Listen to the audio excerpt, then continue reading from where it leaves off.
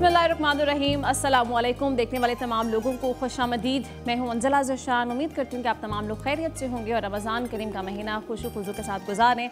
नाज़रीन, आज की ट्रांसमिशन में हम गुफ्तगू करने जा रहे हैं कि खुशू खुजू वाली नमाज क्या है और नमाज की अहमियत क्या है। आज का हमारा मौजू भी यही है। हम सब की कोशिश ये होती है कि इस मुक़द्दस महीने के अंदर हम ज़्यादा से ज़्यादा इबादत करें और हमारी इबादत ज़्यादा से ज़्यादा कबूल हो सकें। ख़ास तौर पर नमाज में वो कैफियत पैदा हो सके जिसका कुरान मजीद में ज़िक्र किया गया, यानी खुशू और खुजू। और हम सबको ये तो पता है कि नमाज दीन इस्लाम का बुनियादी रुकन है और इसको फ़र्ज़ किया गया, लेकिन इसके साथ साथ ये वाहिद ऐसी इबादत है जो कि अल्लाह और बंदे का इंटरेक्शन होता है और रूहानी ताल्लुक़ कायम करने में आसानी हो सकती है। सवाल ये है कि क्या आज हमारी नमाज सिर्फ जिस्मानी हरकत और सकनात तक ही महदूद है, या इसमें वाकई वो क़ल्बी सुकून, वो आजिज़ी और वो खुशू खुजू शामिल है जो कि अल्लाह ताला ने कहा है कि ये होना चाहिए नमाज में। और कुरान मजीद में अगर नमाज के हवाले से थोड़ा जायज़ा लें तो अल्लाह ताला ने उन लोगों की कामयाबी की ज़मानत दी है जो कि खुशू खुजू के साथ नमाज पढ़ते हैं। सूरतुल मोमिनून में अल्लाह ताला इशारत फरमाते हैं कि ए ईमान वालों, वो लोग जिन्होंने नमाज में आजिज़ी कायम की वो कामयाब हो गए। और इसके साथ ही हदीस मुबारका में भी इस पर तलकीन की गई है कि नमाज खुशू खुजू के साथ पढ़नी चाहिए। हदीस मुबारका में आता है कि नबी पाक सल्लल्लाहु अलैहि वसल्लम ने इरशाद फरमाया, जिन लोगों ने ईमान के साथ नमाज कायम की उन्होंने दीन को कायम किया, जिसने नमाज को रद्द किया उन्होंने गोया दीन को गिरा दिया। तो आज हम कोशिश करेंगे कि इन तमाम चीज़ों पर बात हो सके, अपनी नमाज को बेहतर कर सकें और अल्लाह ताला से जो एक इंटरेक्शन का ज़रिया अल्लाह ताला ने ख़ुद हमें बता दिया है उसको मजबूत कर सकें। हमारे साथ जी आज मौजूद होंगे डॉक्टर सईद उसामा बुखारी साहब हैं, मजहबी स्कॉलर हैं। डॉक्टर साहब वेलकम, अस्सलाम वालेकुम। और हमें जी आज ज्वाइन कर रही हैं चेयरपर्सन अलमरा फाउंडेशन सूफिया बड़ात साहिबा। सूफिया साहब वेलकम, अस्सलाम वालेकुम। वालेकुम अस्सलाम। और साथ हमें ज्वाइन कर रहे हैं DIG महबूब असलम निल्ला साहब, अस्सलाम वालेकुम, वेलकम। साथ हमें ज्वाइन करेंगे जी नाथवा हैं हाफिज़ अरशद नक्शबंदी साहब, उनकी जानिब जाएंगे, कलाम उनसे सुनना है। लेकिन पहले मौजू की तरफ बढ़ने से पहले हम एक दफ़ा किचन का जायज़ा ले लेते हैं क्योंकि इफ्तार भी बहुत ज़रूरी है और महविश किचन में मौजूद हैं और इफ्तार की तैयारी में मसरूफ़ हैं। महविश अस्सलाम वालेकुम। वालेकुम अस्सलाम, कैसी हैं आप? मैं बिल्कुल ठीक। महविश आप ठीक है? जी अल्हम्दुलिल्लाह। महविश सबसे पहले तो बता दें कि आज हमारा मेन्यू क्या है। आज का हमारा मेन्यू है चिकन यखनी पुलाव, जिसमें हम जो चिकन यूज़ करेंगे वो सबरोसो का है और उसी के साथ साथ मैं बना रही हूँ खजूर का हलवा, जिसके अंदर जो मैं ऑयल यूज़ करूँगी वो है डालडा कुकिंग ऑयल और उसी के साथ साथ जो ड्रिंक है वो है पीना कोलाडा। और जो हमारा जो पुलाव है उसके साथ मैं बूंदी का रायता भी बनाऊंगी, मगर उससे भी पहले मैं बता दूं कि मैं सबसे पहले हाथ धोना बहुत ज़रूरी है जी, क्योंकि हर इफ्तार जो टेबल है उसको हमने सेफ रखना है और लाइव बॉय से हाथ धोना हमने नहीं भूलना है। अच्छे से हाथ धोएंगे ताकि अपने जो खाने को हम नीट एंड क्लीन तरीके से पका सकें। बल्कि अपने घर, मेरे तो घर में ये बड़ी आदत है मेरी, और ये ज़रूरी भी है, बहुत ज़रूरी है कि मैं किचन में जैसे ही एंटर होती हूँ, चाहे मैंने खाना बनाना है या नहीं बनाना, लेकिन मैं सबसे पहले अपने हैंड वॉश करती हूँ और उसके बाद मैं अपना जो काम है वो स्टार्ट करती हूँ। और माएँ जब ये आदत अपनाती हैं तो ऑब्वियसली फिर बच्चे जब माँ को देखते हैं कि वो किचन में जाने से पहले या इफ्तार के टेबल पे आने से पहले हाथ धो रही हैं तो बच्चे भी जो है वो इस आदत को इजीली अपनाते हैं, बना लेते हैं। बिल्कुल। और इसी के साथ साथ हम स्टार्ट करेंगे चिकन यखनी पुलाव, जिसमें मैं यूज़ करूँगी डालडा कुकिंग ऑयल, क्योंकि जहाँ मामता वहाँ डालडा के ऊपर 80 साल से माओ का एतमाद है, क्योंकि ये क्वालिटी में कोई कंप्रोमाइज़ नहीं करता। तो इससे खाने बड़े मज़ेदार बनते हैं, बहुत लाइट बनते हैं और बिल्कुल हैवी फील नहीं करवाते। तो इसी के साथ साथ हम अपना ये जो यखनी पुलाव के लिए जो मैंने प्याज कट किया है वो डालूँगी और उसी के साथ हरी मिर्चें हैं। और जो चिकन यखनी पुलाव है इसके अंदर जो हम चिकन यूज़ करेंगे वो है सबरोसो का, और उसी के साथ साथ आज हम सबरोसो के बनाएंगे चिकन पकौड़ा और उसी के साथ बनाएंगे चिकन कचौरी। इसको भी हम फ्राई करेंगे अपने इफ्तार मेन्यू। ठीक है। मैं भी अभी आपका मेरे ख्याल से बहुत ज़्यादा काम बाकी है, आपने बता दिया कि क्या क्या बनने वाला है। इफ्तारी आप कंटिन्यू कर रहे हैं। नाज़रीन, हम एक दफ़ा मौजू की तरफ चलते हैं, कोशिश करें गुफ्तगू बाकायदा आगाज़ करें। आज हमारे पास बहुत ही ख़ास मेहमान मौजूद हैं, सूफिया बड़ात साहिबा और उनके हस्बैंड महबूब असलम निल्ला साहब। थोड़ा सा इंट्रोडक्शन मैं करवा दूं कि वैसे तो सूफिया साहिबा सिर्फ 4 बच्चों की माँ हैं, लेकिन उन्हें 100 बच्चों की माँ होने का एजाज़ हासिल है। ये एजाज़ उन्हें कैसे मिला, क्यों सोचा कि आज के इतने मुश्किल तरीन दौर में जहाँ पर सिर्फ एक बच्चे की परवरिश करना इतनी मुश्किल हो जाती है, वहाँ पर उन्होंने 100 बच्चों की जिम्मेदारी कैसे ली और क्यों ली, क्या वजह बनी? सूफिया जी, आगाज़ आपसे करें गुफ्तगू का, तो सबसे पहले ये बता दीजिए कि क्या ख्याल दिल में आया कि इतना मुश्किल होता है, माशाल्लाह आपके खुद 4 बच्चे हैं, तो क्या आपने सोचा कि आप मज़ीद 100 बच्चों की जिम्मेदारी लेंगी और कैसे ये इदारा आपका काम कर रहा है? देखें, ये जो सोच है ना, ये अल्लाह ताला इंसान के दिल में डालता है اور یہ سوچ بھی اللہ تعالیٰ نے میرے دل میں ڈالی اور میرے ذمے کام لگا دیا. اور ہم لوگوں نے یہ سفر 5 بچوں سے شروع کیا تھا تقریباً 2.5 سال پہلے, اور آج الحمدللہ ہمارے پاس 240 بچے ہیں جن کی میں ماما ہوں اور محبوب ان کے بابا ہیں. اور اس کے علاوہ 3 ایسے نیو بورن ہیں جو ہمیں 6 ماہ پہلے ملے تھے قصور سے اور ننکانہ صاحب سے, 1 دن کے تھے, اور آج الحمدللہ وہ لوگ بھی 6 ماہ 7 ماہ کی عمر کو پہنچ گئے ہیں, اور وہ 3 بچے ہمارے اپنے گھر میں رہ رہے ہیں.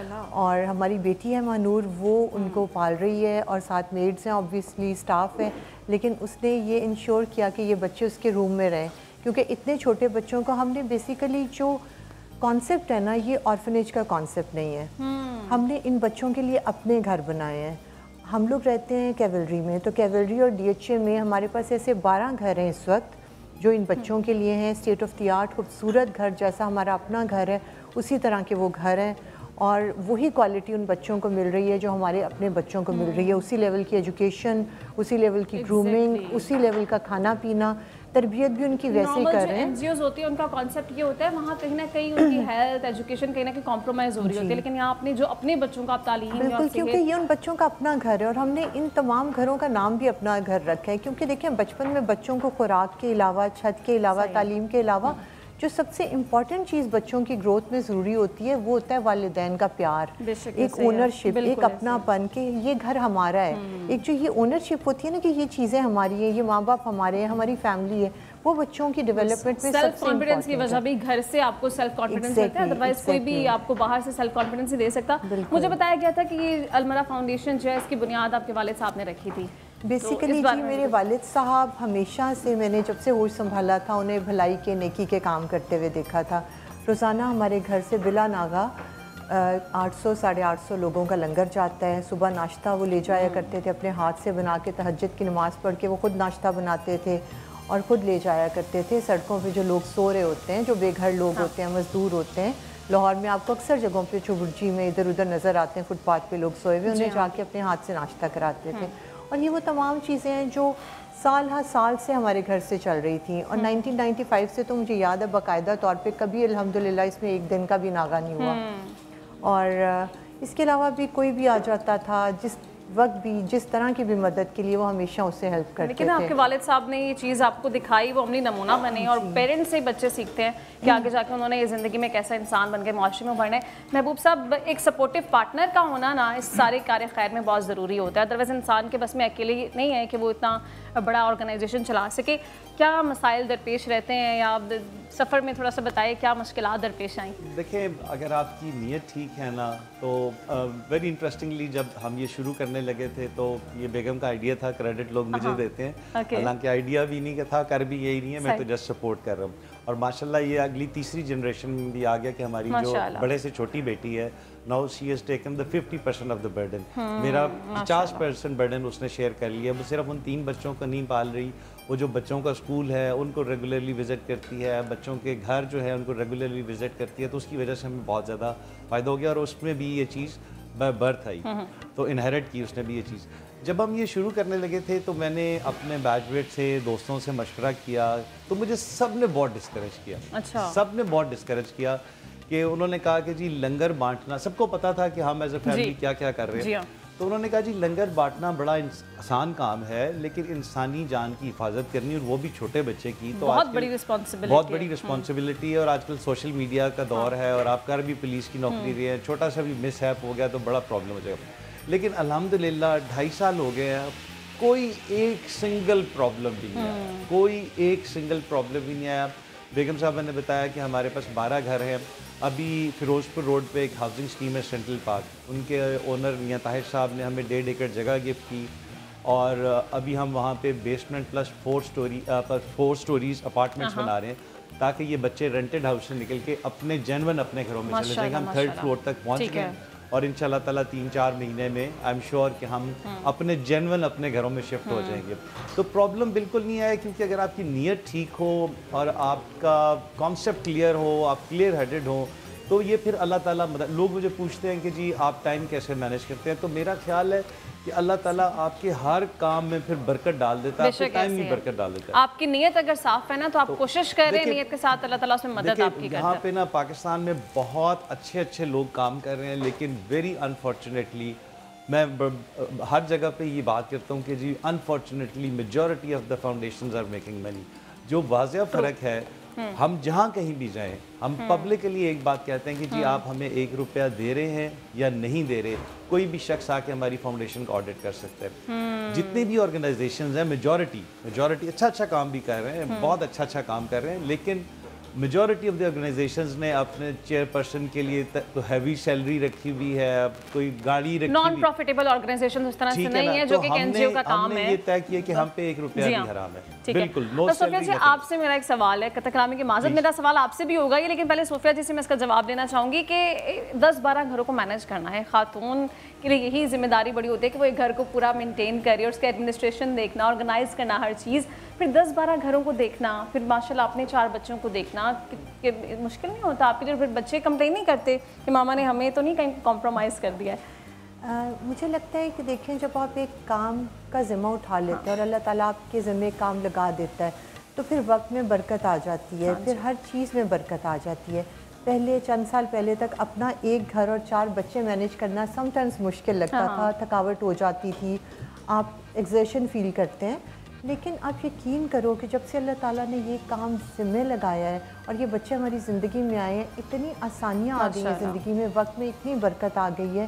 نہ صرف میرا وقت بلکہ محبوب کا، پہلے یہ آفس سے آیا کرتے تھے تو آتے ساتھ ہی کہتے تھے تھک گیا ہوں، بس شور نہ ہو، لائٹس آف کر دیں، مجھے تھوڑا نیپ لینا ہے۔ آپ یقین کرو اب جب سے یہ کام شروع ہوا ہے، محبوب آتے ہیں اور اس طرح سے انرجیٹک ہوتے ہیں، پھر آ کے ان بچوں کے ساتھ ٹائم اسپینڈ کرنا، فاؤنڈیشن کے ڈفرینٹ کام کرنے، تو مجھے لگتا ہے کہ یہ صرف جو ہے نا آپ کے اندر ایک انرجی کا ذریعہ اللہ تعالیٰ ڈال دیتا ہے، اور وقت میں ایسی برکت آ جاتی ہے کہ یہ سب کچھ کر کے بھی اب ہم انرجیٹک رہتے ہیں، ہم اب خوش رہتے ہیں اور ہمیں کوئی تھکاوٹ فیل نہیں ہوتی الحمدللہ۔ اور ویسے بھی ایک فیکٹ ہے اگر آپ کوئی اچھے کام کر رہے ہیں تو اس کی پازیٹیو انرجی آپ کے پاس ویسے ڈبل ہو کے آ رہی ہے۔ اب ہماری پوری فیملی ہمیں اس میں سپورٹ کری ہے، میں اکیلے یہ کام نہیں کری، محبوب ساتھ سپورٹ کر رہے ہیں، پھر آبویسلی بچے ہمارے، جیسے بیٹی ہے 2nd نمبر والی، وہ بہت زیادہ، اس نے 50% آف دا برڈن اس نے شیئر کیا ہوا ہے، پھر بڑی بیٹی ہے وہ بھی یونیورسٹی گوئنگ ہے ماشاءاللہ، تھوڑا بہت وہ بھی کبھی ہیلپ کرا دیتی ہے، بیٹے ہیں چھوٹے ہیں لیکن ان کو بھی کہیں نہ کہیں اپنے اپنے لیول پہ وہ بھی ہمیں سپورٹ کرتے ہیں۔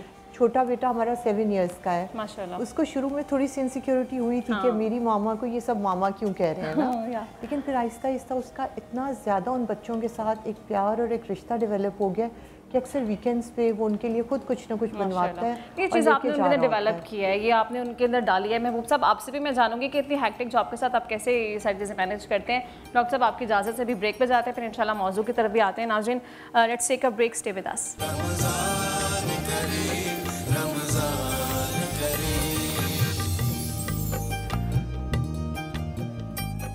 ویلکم بیک ناظرین، گفتگو کا سلسلہ آگے بڑھانا ہے، لیکن گفتگو پر جانے سے پہلے آج کا سوال آپ کو بتا دوں کہ وہ کون سی صورت ہے جس کے ساتھ بسم اللہ نازل نہیں ہوئی ہے۔ جواب کا طریقہ کار آپ کو پتہ ہے، آپ ہمارے پیج پہ جائیں گے، اسے لائک کریں گے، اسکرین شاٹ لیں گے اور صحیح جواب کے ساتھ آپ نے ہمیں واٹس ایپ کرنا ہے۔ جیتنے والا جو بھی شخص ہوگا اس کو وائلڈ وینچر پارک کی طرف سے فری ممبرشپ دی جائے گی اور آپ کے قرآن اندازی کے ذریعے آپ کے جو اس مقابلے میں جیتیں گے ان کے انعامات کا وہ کیا جائے گا۔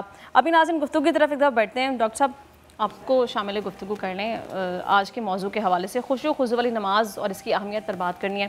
سب سے پہلے تو ڈاکٹر صاحب بتا دیں کہ خشوع و خضوع والی نماز کیا ہے، کس نماز کو کہا گیا ہے کہ یہ خشوع و خضوع والی نماز ہے؟ بسم اللہ الرحمن الرحیم۔ دیکھیے 2 چیزیں اس میں، پہلی بات ہے نماز، پھر ہے خشوع و خضوع۔ نماز کے حوالے سے ہمیں بالکل بخوبی اندازہ ہے کہ اللہ تعالیٰ نے اس کو فرض عبادت کے طور پر قرار دیا ہے اور مختلف عبادات کو اللہ تعالیٰ نے فرض قرار دیا ہے۔ آج زندگی میں ایک بار فرض ہے جب آپ صاحب استطاعت ہیں، روزے ہیں 1 سال بعد آنے ہیں، زکوٰۃ ہیں 1 سال کے بعد نصاب ہے، لیکن نماز ایسا فرض ہے جو آپ نے ایک دن میں 5 مرتبہ ضرور ادا کرنا ہے۔ اور نماز کو اللہ تعالیٰ نے اور نبی کریم علیہ السلام کی حدیث مبارکہ نے ایک مسلمان اور کافر کے درمیان فرق کرنے والی عبادت کے طور پر بیان کیا ہے، اور اللہ تعالیٰ نے قرآن پاک میں متعدد مقامات پر نماز کو حکم دیا۔ اور نماز ایسی عبادت ہے، اس کی فضیلت کا اندازہ یہاں سے بھی لگانا ہے کہ بہت سارے احکامات اللہ تعالیٰ نے نبی کریم علیہ السلام پر جب نازل فرمائے اس امت کے لیے. تو آخری صلاۃ والسلام کبھی مدینہ میں موجود تھے, کبھی مکہ میں موجود تھے, کبھی بدر حنین میں موجود تھے, یعنی زمین پر روئے زمین میں موجود تھے. لیکن نماز ایسی عبادت ہے جس کا حکم اللہ تعالیٰ نے نبی کریم علیہ السلام کو 7 آسمانوں سے اوپر سدرۃ المنتہا کے پاس بلا کر اس امت کے لیے اللہ تعالیٰ نے یہ حکم جو ہے وہ عطا کیا. اب بات ہے خشوع و خضوع. ایک عمل ہوتا ہے جو بغیر کسی توجہ کے, بغیر کسی اس کا ڈیکورم جو ہے, بغیر کسی آداب کے اس کو کرنا. ایک ہے اس کو آداب کے ساتھ ملوز خاطر لانا, اور جو اس کا اصل جو اس کی ریکوائرمنٹ ہے اس کے مطابق ادا کرنا, دونوں کے اندر فرق ہے. اب نماز کے حوالے سے اگر بات کی جائے تو آپ نے انٹرو کے اندر وہ آیت کا ترجمہ بھی پڑھا, 18ویں پارے کی سورۃ المومنون کی پہلی آیت ہے, قد افلح المؤمنون الذین هم فی صلاتہم خاشعون. بے شک البتہ تحقیق وہ لوگ فلاح پاگے وہ مومن کون, الذین هم فی صلاتہم خاشعون, جنہوں نے اپنی نماز کے اندر خشیت کو پیدا کیا. نبی کریم علیہ السلام نے فرمایا لا صلاۃ الا ما خشیت, نماز کے اندر سے آپ کو صرف اس حصے کا اجر ملتا ہے جو خشیت کے ساتھ آپ نے ادا کیا ہو. اور اسی طرح منافقین کی جو نشانی اللہ تعالیٰ نے قرآن کریم میں بیان کی ہیں, ان نشانیوں کے اندر اللہ تعالیٰ یہ بیان فرما رہے ہیں وَإِذَا قَامُوا إِلَى الصَّلَاةِ قَامُوا كُسَالَىٰ, جب وہ نماز کے لیے کھڑے ہوتے ہیں تو بڑی سستی اور کاہلی کے ساتھ کھڑے ہوتے ہیں. یہ منافقین کی نشانیاں ہیں. اور اس کے ساتھ ساتھ اللہ تعالیٰ نے قرآن کریم میں ایک عجیب ایک صورت کے اندر آیات میں جب پڑھتا ہوں تو رونگٹے کھڑے ہوتے ہیں, فَوَيْلٌ لِّلْمُصَلِّينَ, نمازیوں کے لیے ہلاکت ہے. جب بندہ پڑھتا کون سے نمازی جن کے لیے ہلاکت ہے, الَّذِينَ هُمْ فِي صَلَاتِهِمْ سَاهُونَ, جو اپنی نمازوں میں سستی کرتے ہیں, کاہلی کرتے ہیں, وَالَّذِينَ هُمْ يُرَاءُونَ, جو لوگوں کو دکھاوے کے لیے نماز پڑھتے ہیں. اب نمازیوں کے لیے ہلاکت اللہ تعالیٰ نے فرمائی. اچھا, اب خشوع و خضوع کی بات آپ نے کی. خشوع و خضوع کہتے ہیں دب جانا, عاجزی اختیار کرنا, انکساری تواضع اختیار کرنا.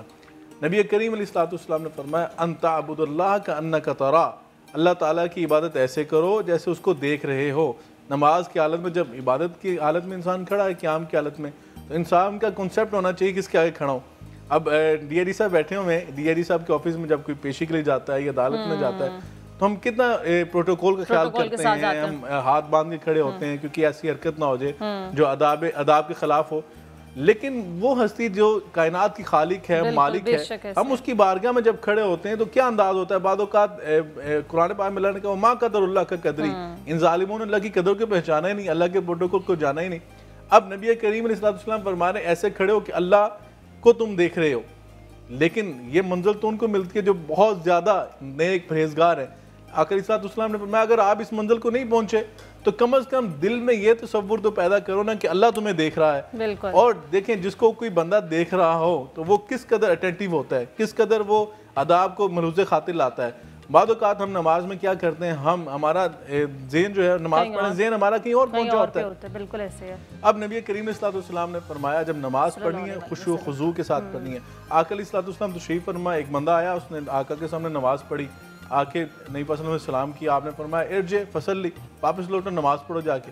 وہ کہتا ابھی تو نماز پڑھ کے اللہ کے رسول, کہا نہیں جو دوبارہ نماز پڑھو. 3 دفعہ ایسا ہوا, 3 دفعہ وہ جاتا تھا نماز پڑھتا, آ کر سلام واپس بھیج دیتے اس کو. تو اس نے کہا اللہ کے رسول میں اللہ کی قسم اٹھاتا ہوں جس نے آپ کو حق پر بھیجا, مجھے بتائیے پھر نماز کا طریقہ کیا ہے. نبی کریم صلی اللہ علیہ وسلم نے اسے آداب سکھائے نماز کے, نماز کیسے پڑھی جاتی ہے. تو اس لیے خشوع و خضوع ہونا نماز کے اندر یہ لازم ملزوم ہے. اور نبی کریم صلی اللہ علیہ وسلم نے فرمایا صلو کما رأیتمونی اصلی, نماز ایسے پڑھو جیسے تم نے مجھے نماز پڑھتے ہوئے دیکھا. ہمارے بعض لوگ ظاہری حالت پر نبی کریم صلی اللہ علیہ وسلم کی ہم اختلافات میں چلے جاتے ہیں, ہاتھ کہاں باندھے تھے, ہاتھ نیچے باندھے تھے, اوپر باندھے تھے, ہاتھ چھوڑے تھے, رفع دین کیا تھا نہیں کیا تھا.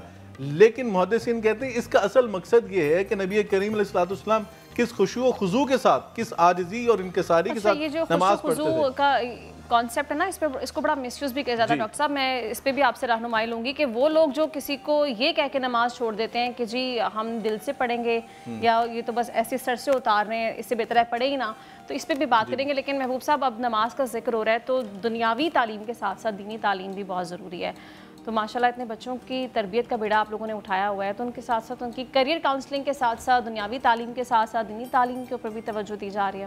جی میڈم بالکل, الحمدللہ فاؤنڈیشن کا جو اپنا سکول ہے المیرا گرامر سکول, یہ بچے سارے وہاں پہ پڑھنے جاتے ہیں, آل 240, اور ایوننگ میں یہ قذافی اسٹیڈیم میں جاتے ہیں اور ڈفرینٹ گیمز کھیلتے ہیں, کوئی کرکٹ کھیلتا ہے, ایکٹیویٹیز بھی رکھی ہوئی ہے. اور ہر گھر میں ہمارے پاس ایک ایسا گھر بھی ہے جس میں 20 کرسچن بچے بھی رہ رہے ہیں. تو جس طرح ہمارے ہر گھر میں قاری صاحب آتے ہیں, ہر گھر میں قاری صاحب آتے ہیں, اور باقاعدہ وہ قرآن پاک ترجمے کے ساتھ پڑھاتے ہیں.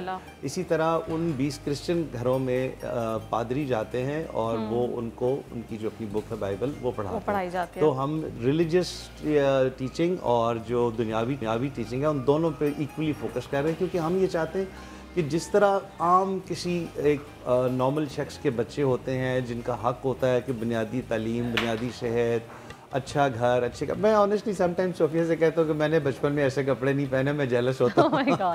تو وہ ہم کوشش کر رہے ہیں کہ جس طرح ہم اپنی سگی اولاد کی اپ برنگنگ کر رہے ہیں اسی طریقے سے. دیکھیں جب یہ شروع کیا تھا میں نے صوفیہ سے صرف ایک کنڈیشن، آئیڈیا صوفیہ کا تھا، ہم نے ڈفرینٹ جگہوں کا وزٹ کیا، ڈاکٹر امجد ثاقب صاحب سے گائیڈنس لی، بالکل بڑے بھائیوں کی طرح ہے. تو میں نے صوفیہ سے ایک کمٹمنٹ لی تھی، میں نے کہا یار میرے ساتھ ایک کمٹمنٹ کرو کہ جس طرح اپنے 4 بچوں کو پال رہے ہیں نا، یہ بھلے 4 ہوں، 10 ہوں، 20 ہوں، 250 ہوں، 2500 ہوں. بہت مشکل کام ہے، لیکن آپ لوگوں نے ماشاءاللہ اس کو بڑی خوش اسلوبی کے ساتھ آپ لوگ کہہ رہے ہیں. وہ بس ہال مارک یہی ہے کہ الحمدللہ یہ بچے ہمارے ساتھ اسی طرح اٹیچڈ ہیں جیسے ہم ان کے سگے والدین ہیں، اور ہم ان کو اسی طرح سے لک آفٹر کر رہے ہیں جیسے ہمارے وہ سگی اولاد ہے. ماشاءاللہ. اچھا صوفیہ جی یہ بتائیے گا کہ بچوں کی تربیت تو جاری ہے ماشاءاللہ، بڑے اچھے طریقے سے کی جا رہی ہے، ان کو کب تک آپ لوگوں نے اپنی کسٹڈی میں رکھیں گے، اور پھر ان کے آگے فیوچر کے حوالے سے کوئی پلاننگ، بعد میں ان کا کیا ہوگا، اس حوالے سے بھی کوئی پلاننگ آپ لوگوں نے کر رکھی ہے؟ بالکل، دیکھیں یہ بچے جب آئے ہیں نا ہمارے پاس تو ہم نے انہیں اپنے بچوں کے طور پہ اڈاپٹ کیا ہے. تو والدین کی ذمہ داری اس وقت تک ہوتی ہے اپنے بچوں کے لیے جب تک وہ اپنے پاؤں پہ کھڑے ہو کے کچھ بن نہیں جاتے. تو ہمارا بھی ان تمام بچوں کو لے کے یہی ارادہ ہے انشاءاللہ تعالیٰ. ایک تو ہم نے ہمارے پاس سائیکالوجسٹ ہیں ہر گھر میں جو بچوں کو پاس ٹراما سے نکالتی ہیں، بیکاز یہ بچے جس سچویشن میں ہمارے پاس آتے ہیں، سنگل پیرنٹس ہوتے ہیں، ہوم لیس ہوتے ہیں، ایسی حالت میں بچے ہمارے پاس آتے ہیں کہ وہ بہت سارے ٹراما سے گزرے ہوتے ہیں چھوٹی سی عمر میں. ہمارے پاس جو سائیکالوجسٹ ہیں وہ ان کی مینٹل ہیلتھ پہ کام کرتی ہیں، انہیں نارمل لائف کی طرف واپس لے کے آتے ہیں تاکہ جب وہ بڑے ہوں اور گرو کریں، اسٹڈی کریں اور وہ ایک پروفیشنل لائف میں جائیں تو ایک نارمل ہیلدی انسان والی زندگی گزاریں، بجائے اس کے کہ اپنے پاس ٹراماز کو ساتھ لے کے چلیں. تو اس کے علاوہ ہم لوگوں نے ان بچوں کا سائیکالوجسٹ کے ساتھ مل کے، میں نے اور سائیکالوجسٹ نے شروع میں ہی بچوں کے ساتھ بیٹھ کے ان کو ڈفرینٹ پروفیشنز کے بارے میں بتایا کہ پولیس والے یہ کرتے ہیں، آرمی آفیسر یہ کرتے ہیں، ڈاکٹر یہ کرتا ہے، انجینئر یہ کرتا ہے.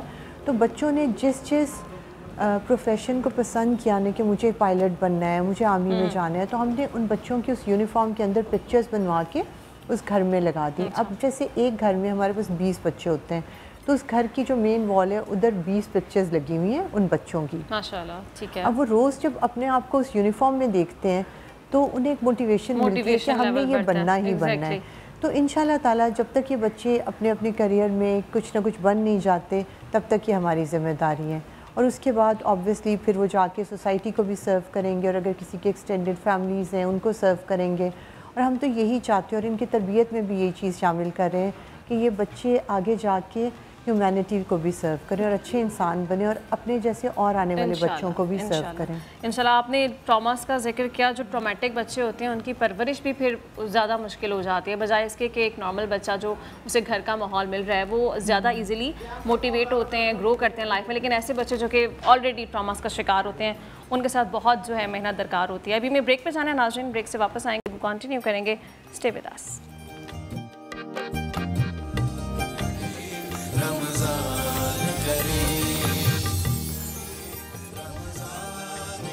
ویلکم بیک ناظرین. گفتگو کا سلسلہ کنٹینیو آگے کرنا ہے، لیکن گفتگو پہ جانے سے پہلے آپ کو بتا دیں کہ نیلسن پینٹس رنگ زندگی کا جو کہ آپ کو ایکسٹرا 25% مائلیج فراہم کر رہا ہے، اس کے توسط سے کمپٹیشن بھی ہم ہیلڈ کروا رہے ہیں. آج لاسٹ ڈے ہے اس کمپٹیشن میں حصہ لینے کے لیے. آپ نے کرنا یہ ہے کہ اپنی 1 سے 2 منٹ کی کوئی نعت کی ویڈیو بنا کے ریکارڈ کرنی ہے اور آپ نے ہمیں اس نمبر پہ سینڈ کرنی ہے. نمبر آپ کے اسکرین پر ہے 032492000124، اور اس کے تھرو آپ کو سلیکٹ کیا جائے گا، شارٹ لسٹ کیا جائے گا، اور جو لوگ اس کمپٹیشن کا حصہ بنیں گے اور جیتیں گے قرآن اندازی کے تھرو ان کو نیلسن پینٹس کی طرف سے بہت سارے انعامات دیے جائیں گے. تو ابھی آپ ویڈیو بنائیں اور کل سے انشاءاللہ ہمارے مقابلے کا باقاعدہ آغاز بھی ہو رہا ہے.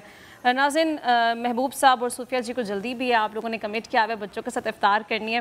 تو یہ بتا دیں کہ وہ افراد جو ابھی گھروں میں بیٹھے دیکھ رہے ہیں، آپ سے کانٹیکٹ کرنا چاہ رہے ہوں یا کسی ایسی مشکل میں ہو یا کسی ایسے بچوں کو جانتے ہوں جو کہ آلریڈی ایک مشکل زندگی گزار رہے ہیں اور وہ ان بچوں کی کسٹڈی دینا چاہ رہے ہو، کیسے کانٹیکٹ کیا جا سکتا ہے آپ سے، اور کیا میسج سوسائٹی کے لیے بھی آپ لوگوں کا ہے؟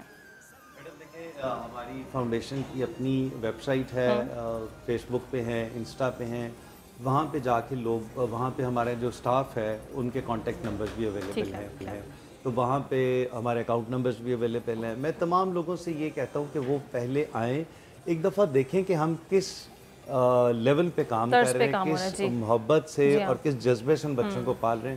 پھر اگر وہ سمجھتے ہیں کہ یہ جینون کام کر رہے ہیں تو پھر وہ ہمیں ڈونیشن دیں، کیونکہ یہ ایسا کام ہے کہ جو مخیر حضرات کی مدد کے بغیر پاسبل ہی نہیں ہے. تو اگر لوگ سمجھتے ہیں کہ ہم ایک اچھا جینون جائز کام کر رہے ہیں تو وہ ہمارے جتنے سوشل میڈیا کے جتنے بھی پلیٹ فارمز ہیں وہاں پہ ہم اویلیبل ہیں، سٹاف اویلیبل ہے، اس کے نمبر اویلیبل ہیں، اور وہ وزٹ کر سکتے ہیں، دیکھ سکتے ہیں، and then they can contribute. اس کے علاوہ پیغام میڈم یہ کہ دیکھیں ساری دنیا میں ریسیشن ہے، ساری دنیا میں ریسیشن ہے. ہم ہر چیز گورنمنٹ پہ ڈال دیتے ہیں، جی گورنمنٹ یہ نہیں کر رہی، گورنمنٹ یہ نہیں کر رہی. اب اس وقت پاکستان میں سٹیج یہ ہے کہ ہر بندے کو اپنے گریبان میں جھانک کے دیکھنے کی ضرورت ہے کہ میں کیا کر رہا ہوں. میں ایک ٹریننگ کالج ہے اس کا کمانڈنٹ ہوں. میں اپنی ٹریننگ سے جب بات کرتا ہوں تو میں یہ کہتا ہوں کہ رات کو سونے سے پہلے صرف 10 سیکنڈ کے لیے اپنی سیلف اسیسمنٹ کر لیں کہ آج سارے دن میں نے کیا کیا. اگر آپ کو ضمیر مطمئنہ نیند آتی ہے تو سو جائیں، اگر آپ سمجھتے ہیں میں نے غلط کیا تو اگلے دن اس کو رپیٹ نہ کریں. تو اس وقت یہ ہے کہ ہر شخص جو کام کر رہا ہے اس سے ایک قدم آگے بڑھائے. دیکھیں ہماری خواہش ہوتی ہے کہ ہمارا گھر، ہمارا بیڈ روم سے کہ جب ہم جائیں بیڈ روم بہت صاف ستھرا ہو، گھر صاف ستھرا ہو. تو اگر آپ اپنی گلی اور محلے کو بھی صاف کر لیں گے تو کون سی قیامت آ جائے گی. تو یہ اس وقت پاکستان میں سچویشن یہ ہے کہ ہر بندہ جو کام کر رہا ہے وہ اس سے تھوڑا سا بڑھ کے پاکستان کے لیے کام کرے، پھر یہ ملک ترقی کرے. اور یہ عملی مثال آپ دونوں ماشاءاللہ ہسبینڈ وائف نے وہ قائم کیا ہے کہ واقعی درد دل کے واسطے پیدا کیا انسان کو. تو آپ وہ کار خیر کریں، ہم امید کرتے ہیں کہ آپ اس کام کو مزید آگے بڑھائیں. اللہ تعالیٰ بھی آپ کا حامی و ناصر ہو.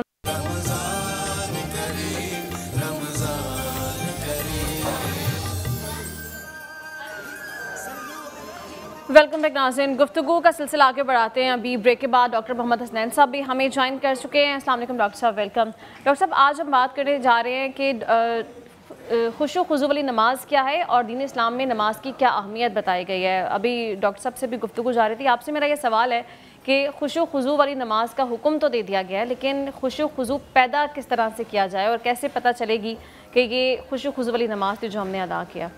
ان الحمدللہ ما بعد فاعوذ باللہ من الشیطان الرجیم بسم اللہ الرحمن الرحیم. اللہ تعالیٰ نے قرآن کریم کے اندر جہاں مومنین کی صفات کو بیان کیا، اس کے اندر ایک صفت یہ بھی بیان کی کہ الذین هم فی صلاتہم خاشعون، کہ وہ اپنی نمازوں کو خشوع کے ساتھ ادا کرنے والے ہیں. دو الفاظ اس میں استعمال کیے جاتے ہیں، خضوع اور خشوع کے.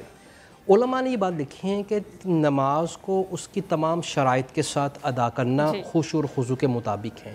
یعنی کہ سب سے بڑی بات یہ ہے کہ سمجھا جائے کہ نماز کیا ہے. قرآن کریم کے اندر جہاں ابتدائی حکم آیا یا ایھا الذین آمنوا لا تقربوا الصلاۃ وانتم سکریٰ، اے ایمان والو نماز کے قریب بھی مت آؤ انتم سکریٰ، جبکہ تم نشے کی حالت میں ہو. حتیٰ یہاں تک تعلموا ما تقولون، تم یہ سمجھ پاؤ کہ تم کیا کہہ رہے ہو. اس کا مطلب یہ ہوا کہ جہاں اللہ تبارک و تعالیٰ نے اپنی بارگاہ میں آنے سے روکا، وہاں یہ بھی حکم فرمایا کہ تب تک تم نے رکے رہنا ہے جب تک تم جو الفاظ ادا کر رہے ہو تمہیں اس کے بارے میں علم ہو. حضرت عبداللہ بن مسعود کی ایک روایت ہمیں ملتی ہیں جس میں نبی کریم صلی اللہ علیہ وسلم فرمایا لا صلاۃ ما عقلت منہا لیس لک من صلاۃ الا ما عقلت منہا، اس شخص کی نماز نہیں ہوگی عقلت منہا جو سمجھ کے نہیں پڑھتا نماز کو.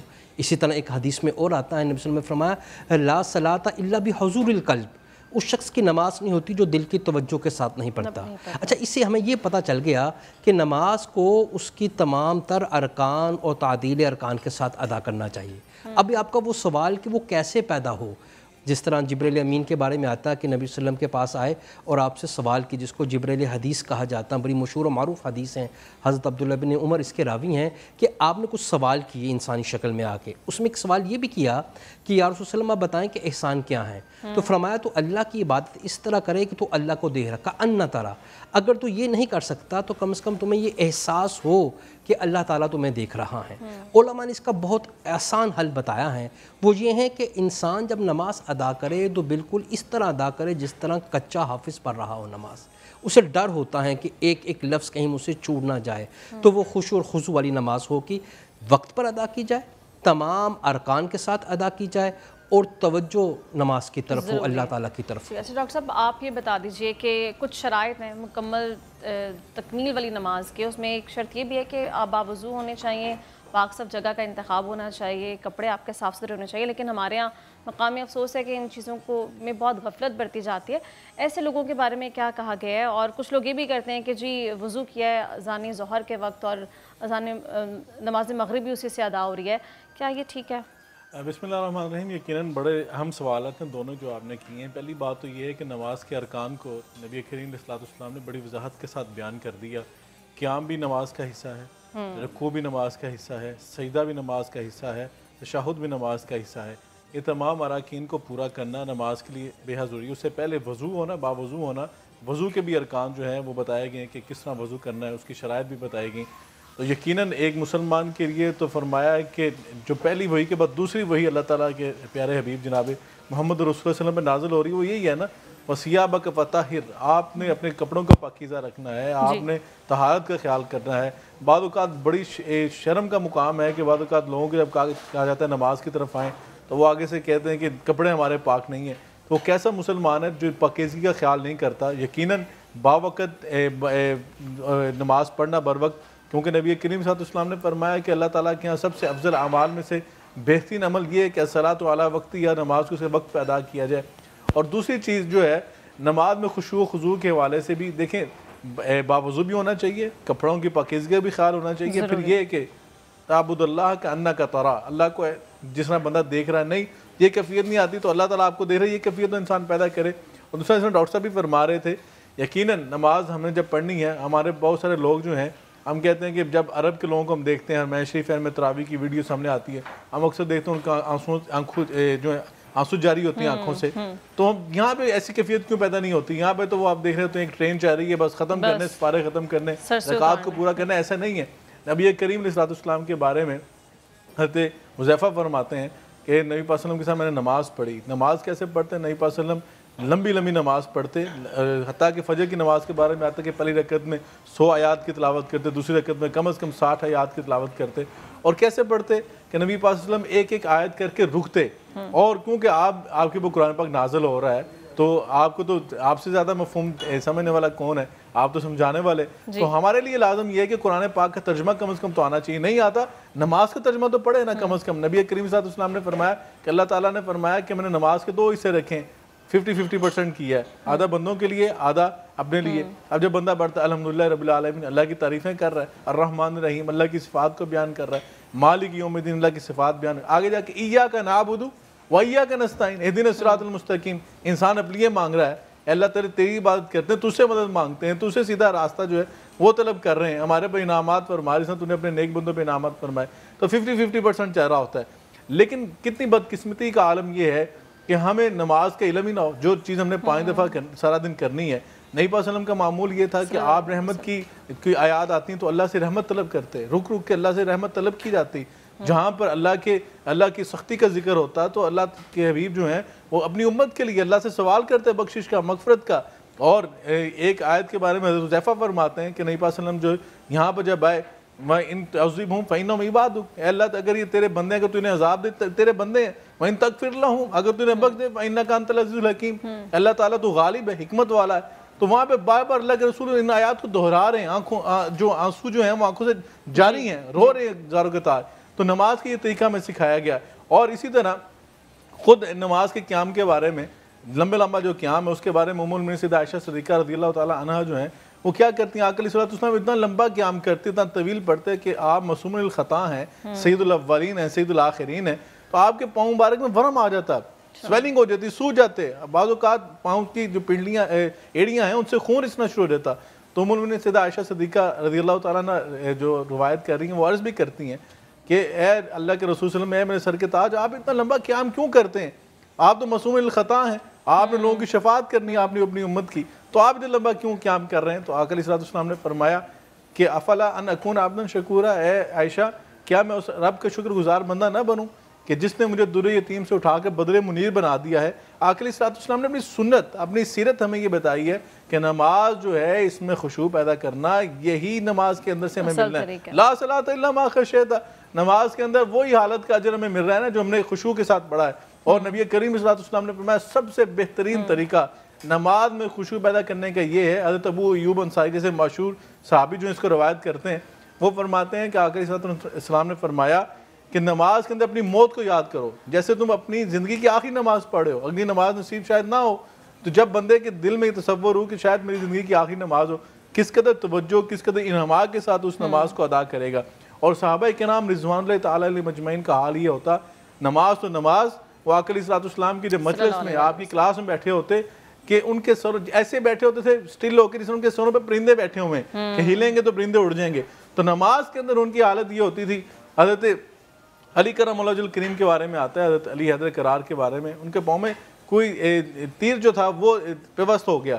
تو ڈاکٹر نے کہا, طبیبوں نے مشورہ دیا اس کو نکالنا پڑے گا. تو آپ نے فرمایا کہ جب میں نماز کے ہاتھ میں کھڑا ہوں تب نکال لینا, تب مجھے جو ہے شاید تکلیف نہ ہو. تو اس قدر انہماک کے ساتھ, اس قدر توجہ کے ساتھ جو ہے جب نماز پڑھی جاتی ہے, اور دنیا سے بے رغبتی, دنیا کی طرف دھیان نہیں ہونا چاہیے, اور نماز کے الفاظ پہ غور و فکر ہونا چاہیے ضروری ہے. اور نماز کے الفاظ پہ جب بندہ غور و فکر کرتا ہے تو اللہ کی پاکی بیان کرتا ہے, اللہ کی بڑائی کبریائی کو بیان کرتا ہے. اس کے اندر استغفار کے الفاظ ہیں اپنے لیے بھی, اپنے والدین کے لیے بھی, اور اللہ سے رحمت کی بھیک مانگ رہا ہے بندہ, اور اللہ کی تسبیح کو بیان کر رہا ہے. اور یقیناً جب ہم اس نہج پہ آئیں گے, اس نہج پہ جب پہنچیں گے تو دیکھیے نماز کتنی خوبصورت ہوں گی اور انہماک کس قدر ہوگا. اور خصوصاً حضرت ابو ہریرہ کی بھی روایت ہے, وہ فرماتے ہیں کہ نبی پاک صلی اللہ علیہ وسلم نے فرمایا کہ اپنی جو نماز کے اندر جو نظر ہے وہ اپنی سجدہ گاہ پہ رکھو, توجہ کے ساتھ, انہماک کے ساتھ. اور اسی طرح بعض اوقات ہم دیکھتے ہیں اپنے سر میں خارش کر رہا ہے کوئی, اور اپنے ہاتھ کو سجا رہا ہے کوئی, اپنے پاکٹ میں موبائل کو سائلنٹ کر رہا ہے. تو یہ ساری چیزیں ایسی حرکات, بالکل ایسی حرکات جو یہ نماز کے خشوع ختم کرتی ہیں. بالکل. اچھا ڈاکٹر صاحب, اسی چیز کو اگر آگے پروسیڈ کریں تو یہ بتائے گا کہ ڈاکٹر صاحب نے بڑا اچھا ویسے ایکسپلین کر دیا کہ ہم نے ویسے کہیں کسی اچھے ایونٹ میں جانا ہو یا کہیں پہ کسی بھی چیز میں شرکت کرنی ہو تو ہم اچھے سے کپڑے پہنتے ہیں, اچھا سے تیار ہوتے ہیں, لیکن نماز کے لیے ایسی چیزیں نہیں کرتے جب اللہ تعالیٰ کے سامنے ہم نے پیش ہونا ہے. تو یہ چیز بھی کتنی ایک تو غلط ہے, اور دوسرا یہ کہ ترجمہ جب ہمیں نہیں آتا تو وہ نماز ہم صرف زبان سے جو ادا کریں اس کا کیا فائدہ, کیا وہ قبول بھی ہو رہی ہے؟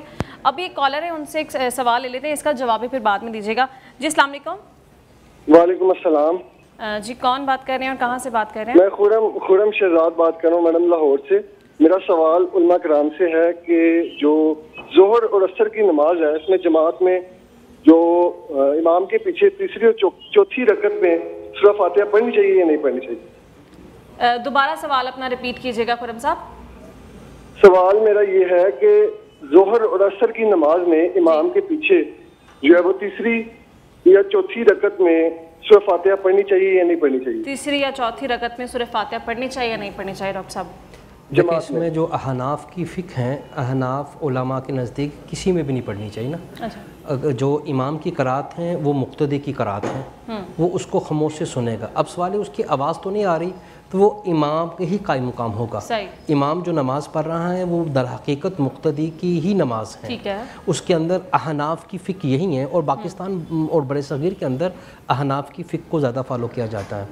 دوسری بات یہ جو آپ کہہ رہے تھے نا کہ ہماری بات قسمت یہ رہی کہ ہمارے ملک کے اندر نماز کی کوئی ٹریننگ نہیں ہے, نماز کی کوئی ورک شاپ نہیں ہے. اب دیکھیں حدیث میں رسول اللہ نے فرمایا کہ تم اپنے بچوں کو نماز کی تلقین کرو اذا جب کہ وہ 7 سال کی عمر کو پہنچ جائے, اور 11 اور جب 10 سال کی عمر میں پہنچ جائے نماز نہ پڑھے فضربو, اس کو مارو, اس کو ڈانٹو.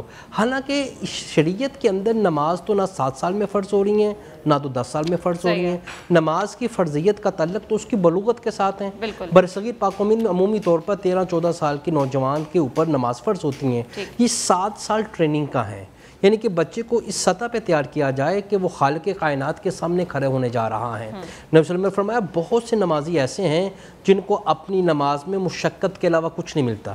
اور ایک اور روایت میں آتا ہے رسول اللہ نے فرمایا کچھ نمازی ہیں جب نماز پڑھ کے جاتے تو ان کو نماز کا صرف 10واں حصہ ملتا ہے, کیوں کو 7واں, کیوں کو 8واں, کیوں کو 9واں, کیوں کو دوسرا. فرمایا یہ اس کی اپنی نماز کی ادائیگی پر ہے. جس طرح میں نے جانے سے پہلے یہ ایک حدیث جو میں نے آپ سے عرض کی, لیس علی الصلاۃ کا الا اکلت منہا, اس کی نماز ہی نہیں ہوتی. لیس لک من الاجر, یعنی کہ ایسی نماز جو بغیر سوچے سمجھے اور مفہوم کے ادا کی جائے. کامل نماز ہم کیسے ادا کر سکتے ہیں بات کریں گے ڈاکٹر صاحب, لیکن ابھی بریک پہ جانا ہے. بریک سے واپس آئیں گے تو گفتگو جاری رکھیں گے. اسٹے ود اس.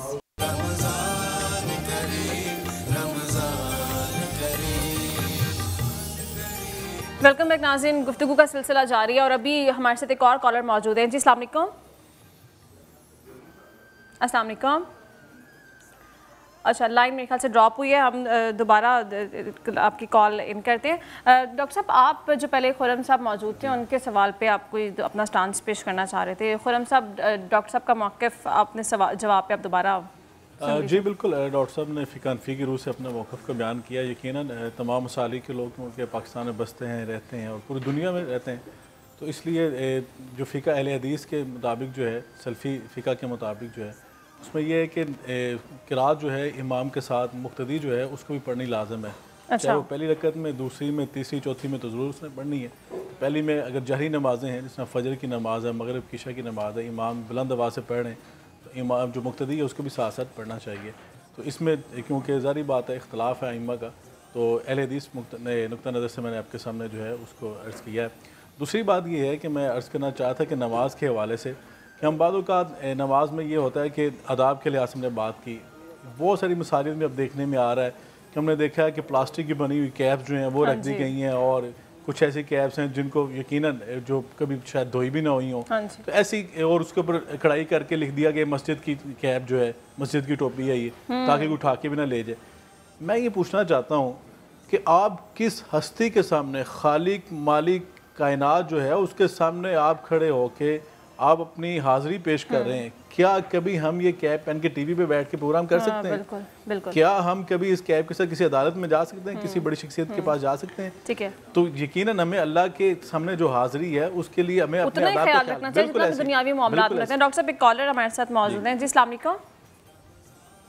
जी अस्सलाम वालेकुम। वालेकुम सलाम।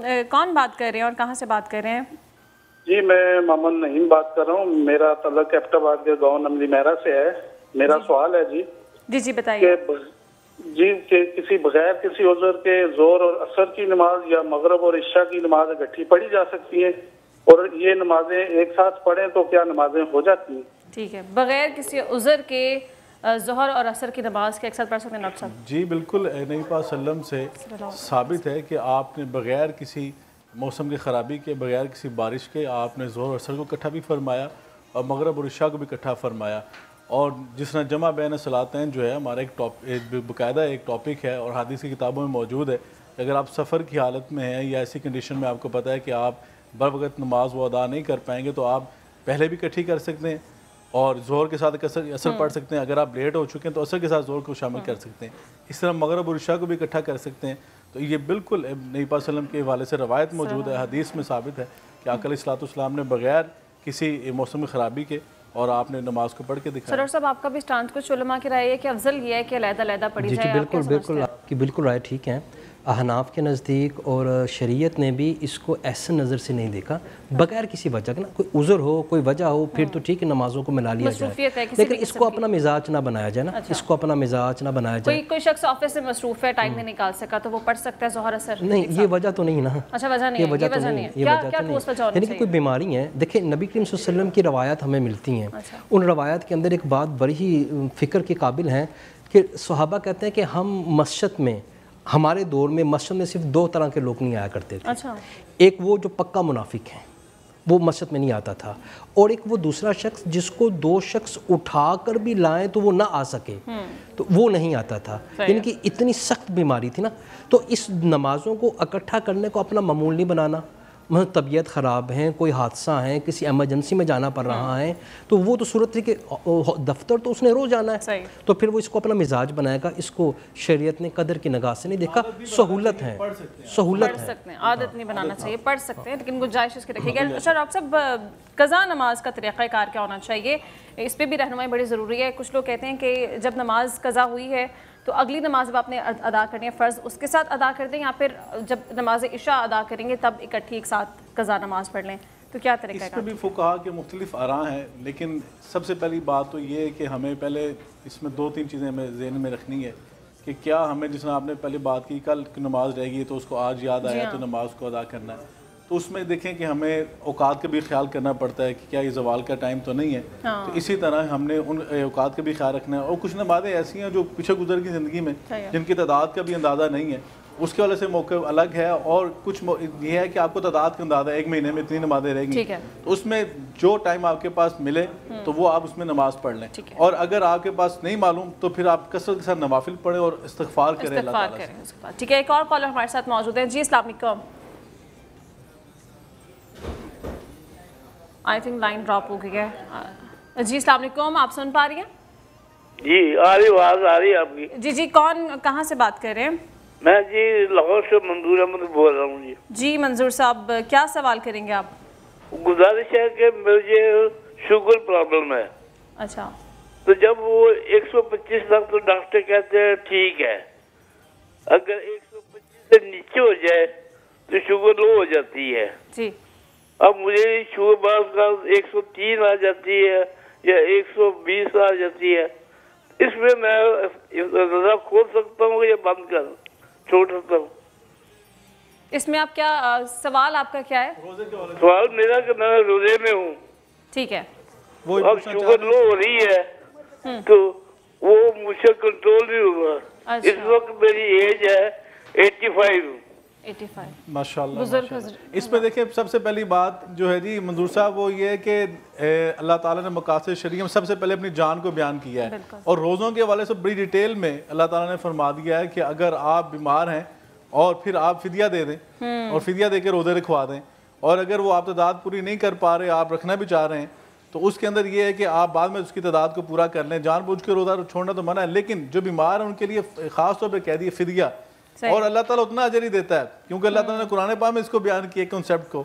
तो ये भी जो है दीन इस्लाम ने तरीका बताया। अगर आपको अल्लाह पाक ने सेहतमंदी की ज़िंदगी दी है माशाल्लाह, 80 ईयर्स आपने माशा रोज़े रखे हैं, अगर इस एज में आके रोज़ा पूरा नहीं हो पाया तो फिदिया दे दें, अल्लाह इंशाल्लाह उतनी अजर आपको अता फरमाएंगे। नाज़रीन अभी ब्रेक पे जाना है, ब्रेक से वापस आएंगे तो गुफ्तगू जारी रखेंगे। Stay with us.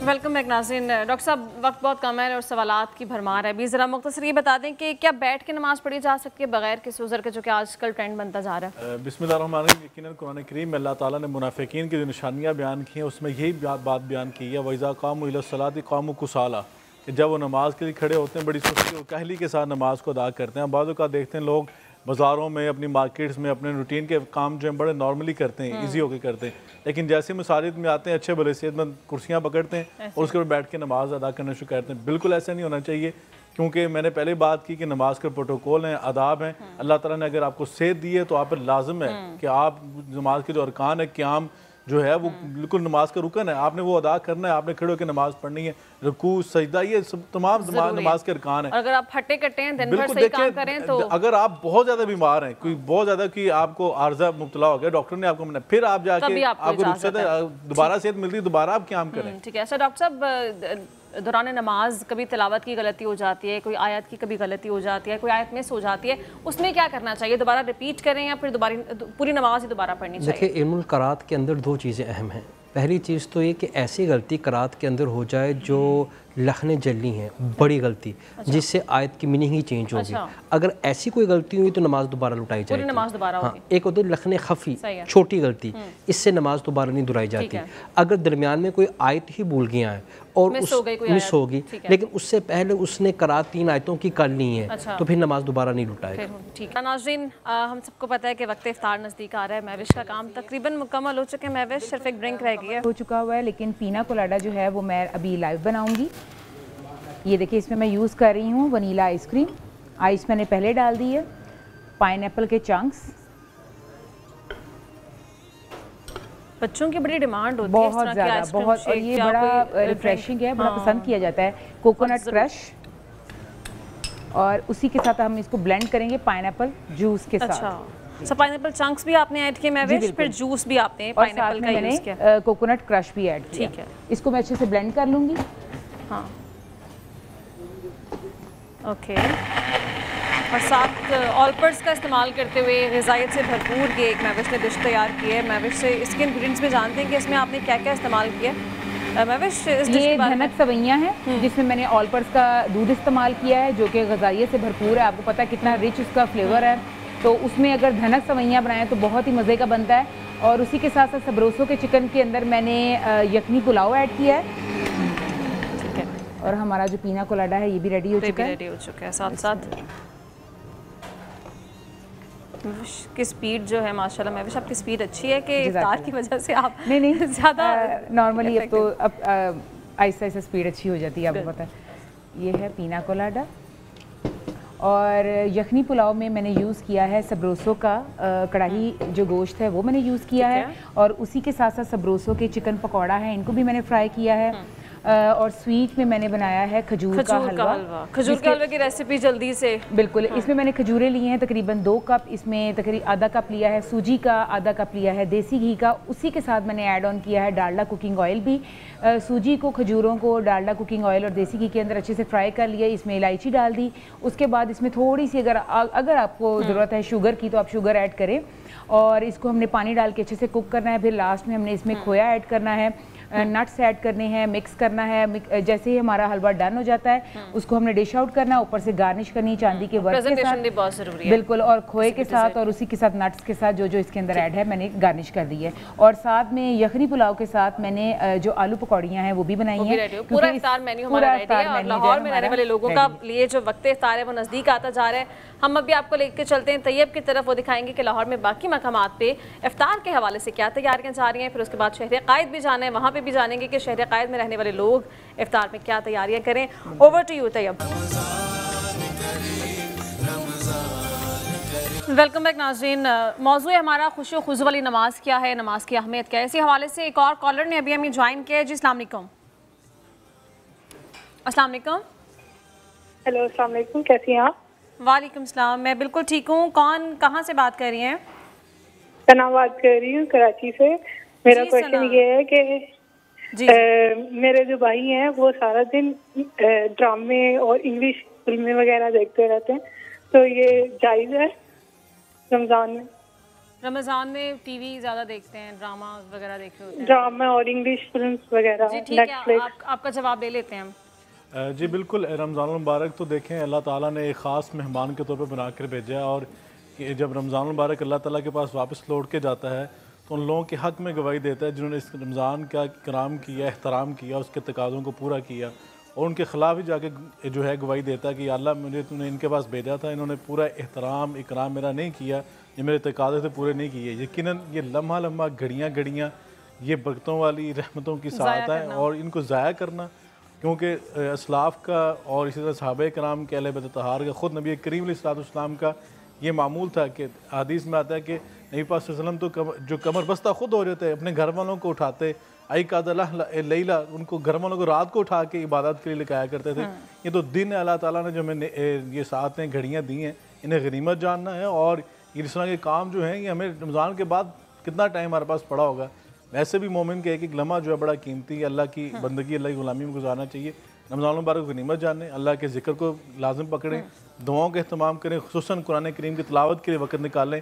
बहुत सारे असलाफ, बहुत सारे सहाबा कराम के बारे में पढ़ा कि वो शाबान के महीने में अपनी दुकानें बंद किया करते थे कुरान पाक की तिलावत के लिए, यानी कि जो जायज़ अल्लाह ताला ने इसके हलाल के ज़राए बनाए उनके लिए अल्लाह पाक ने उनके लिए वो सहाबा कराम जो थे वो कम कर देते थे। कि तो फिर जो है हमारे पास वक्त मौजूद है, और जो नौजवान नस्ल है ये तो जारी बात है घर में सिर्फ खाना पीना है। आजकल तो यूनिवर्सिटी और कॉलेज में कम टाइम होता है, छुट्टी ज़्यादा होती है, तो हमें गनीमत समझ के अल्लाह के ज़िक्र की तरफ तवज्जो करनी चाहिए। डॉक्टर साहब, बाजमात नमाज पढ़ना मर्दों के लिए, मर्द हज़रात के लिए बताया गया ज़्यादा अफजल है, लेकिन आजकल ये भी ट्रेंड बनता जा रहा है कि मर्द हज़रात ये प्रेफर करते हैं कि चलें घर में नमाज पढ़ ली, तो क्या फजीलत में फ़र्क होता है? बिल्कुल जी, हदीस में आता है कि नबी करीम सल्लल्लाहु अलैहि वसल्लम ने फरमाया कि बाजमात नमाज अदा करना आम नमाज से 27 गुना ज़्यादा है, और मर्द की नमाज अहनाफ के नज़दीक घर में मस्जिद में पढ़ना वाजिब के दर्जे में है, वाजिब के दर्जे में है, और मर्द की नमाज घर में अमूमी तौर पर फ़ुक़हा ने लिखा है, जो इमाम अहमद बिन हम्बल के पैरोकार हैं, हम्बली जो हैं वो तो इसको कुफर समझते हैं। नमाज को छोड़ने वाले को काफिर कहते हैं, और मस्जिद के अंदर ना पढ़ने वालों को भी करीब करीब फतवा यही लगाते हैं। जो ख़वातीन के हवाले से बता दें कि जो ख़वातीन ताख़ीर करती हैं जानबूझ के कि घर के कोई काम है, मसरूफियत है, तो नमाज ठीक है बाद में पढ़ लेंगे, उनके तो दोनों को नहीं करना चाहिए। कुरान में फरमाता है इन्ना सलाता कानत अलल मुमिनीना खिताबन मौक़ूता, कि मोमिनों पर नमाज मुकर्रर वक्त पे फ़र्ज़ की गई है। खुदारा अल्लाह ताला को वेटिंग पे ना लगाएं, अपने काम को वेटिंग पे ले जाएं। अल्लाह का वक्त, इब्तदाई वक्त یعنی احناف کے نزدیک اور دوسرے فقہ کے نزدیک بھی نماز کو اول وقت میں پڑھنا، جماعت کے ساتھ پڑھنا، اور ایک نماز کا 27 نماز، لیکن وہی نماز اگر شادی شدہ مرد پڑھتا ہے جس کے اوپر ذمہ داری ہیں، احادیث میں 48% اس کا اضافہ کر دیا جاتا ہے، اس کو 48% ثواب زیادہ ملتا ہے۔ یعنی اگر وقتے پڑھیں گے، اول درجے میں پڑھیں گے تو اس کی فضیلت زیادہ ہوتی ہے۔ فضیلت زیادہ، بالکل۔ ٹھیک ہے، تو ڈاکٹر صاحب کچھ سوالات یہ بھی آئے تھے کہ وسوسے سم ٹائمز نماز کے دوران آ رہے ہوتے ہیں، انٹینشنلی نہیں آتے، کہیں سے بھی کوئی بھی بات ایسی غیر ضروری بھی آ جاتی ہے، پھر وہ چلتی رہتی ہے کنٹینیوسلی، تو اس کو کیسے روک سکتے ہیں؟ یقیناً یہ بڑا اہم سوال ہے، اور خود یہ صحابہ کرام جیسی ہستیوں کو درپیش آیا، اور نبی کریم صلی اللہ علیہ وسلم سے انہوں نے پوچھا کہ اللہ کے رسول، بعض اوقات ایسا فیل ہوتا ہے کہ اندازہ نہیں ہوتا ہے کتنی رکعت پڑھ چکے ہیں، کتنی نماز مکمل کر چکے ہیں، کتنا حصہ باقی ہے۔ تو اس طرح کے جو ہے پھر وضو کے بارے میں وسوسے آتے ہیں، خیالات طرح طرح کے آتے ہیں، تو اس میں نبی کریم صلی اللہ علیہ وسلم کے حوالے سے مختلف روایات ملتی ہیں۔ ایک روایت میں تو آقا صلی اللہ علیہ وسلم نے فرمایا کہ 3 دفعہ اعوذ باللہ من الشیطان الرجیم پڑھو، اور ایک روایت میں آتا ہے کہ جہاں جس حالت میں آپ بیٹھے ہو 2 سجدے فوراً جو ہے وہ کر لو، تاکہ وہ جو آپ کے ذہن میں وسوسے آ رہے ہیں اللہ تعالیٰ ان کو دور کر دے گا۔ تیسری چیز یہ ہے کہ جب ہم نماز پڑھیں ہیں تو یقیناً حضرت علی کرم اللہ وجہ الکریم کے بارے میں آتا ہے کہ آپ کا چہرہ جو زرد ہو جاتا تھا، اور آپ کہتے تھے کہ اتنی بڑی امانت جو ہے اس کے بارے میں جو جواب نہیں ہونے والی ہے، اس قدر کنڈیشن ہوتی تھی۔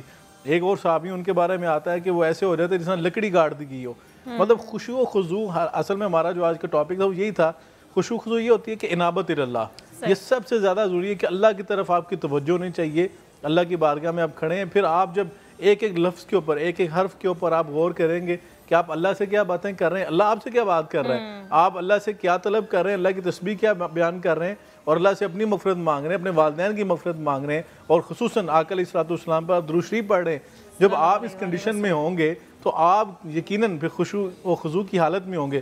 اور تیسری چیز یہ ہے کہ ہم بعض اوقات یہ ہوتا ہے کہ ہم جب نماز پڑھ رہے ہوتے ہیں ہمارے ذہن میں یہ ہوتا ہے کہ فلاں ہمیں دیکھ رہا ہے۔ آقا علیہ السلام نے فرمایا من صلی علیہ یرائی فقط اشرک، صحابہ کرام فرماتے ہیں کننا نعوذ الریا ان الشرک الاصغر فی حدیث رسول اللہ صلی اللہ علیہ وسلم، کہ یہ جو ریاکاری کی نماز ہے، لمبی کر کے پڑھنا، کہ کوئی دیکھ رہا ہو کہ کتنی انابت کے ساتھ پڑھا ہے، کتنی توجہ کے ساتھ پڑھا ہے، تو صحابہ کرام کہتے ہیں ہم تو شرک اصغر سے اس کو تعبیر کیا کرتے تھے، اور جو ہے یہ ریاکاری کرنا یہ شرک کے زمرے میں آ رہا ہوتا ہے، اللہ تعالیٰ کے لیے رہتی ہے، وہ پھر دنیا کو دکھانے کے لیے ایک ایلیمنٹ شامل ہو جاتا ہے۔ تو ضروری ہے کہ ہم جو نماز کا اصل مقصد ہے اسے قائم کر سکیں، جو قلبی سکون ہے، جو عاجزی ہے، اس کو پیدا کرنا نماز میں بہت ضرورت ہے، اور یہی نماز کا اصل مقصد ہے کہ اللہ رب العزت کے ساتھ براہ راست انسان کا ایک تعلق، روحانی تعلق جو ہے وہ مضبوط ہو سکے۔ ناظرین، آپ سے اجازت لیں گے، انشاءاللہ آپ سے ملاقات ہوگی وقت سحر۔